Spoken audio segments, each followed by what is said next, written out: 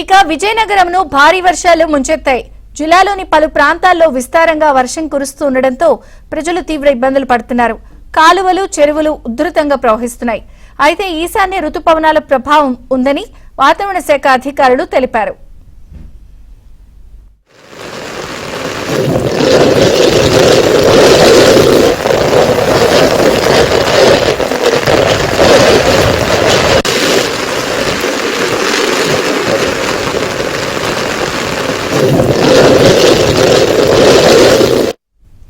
ఇక విజయనగరంను భారీ వర్షాలు ముంచెత్తాయి.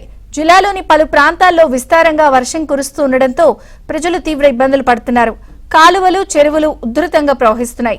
అయితే ఈశాన్య రుతుపవనాల ప్రభావం ఉందని వాతావరణ శాఖ అధికారులు తెలిపారు.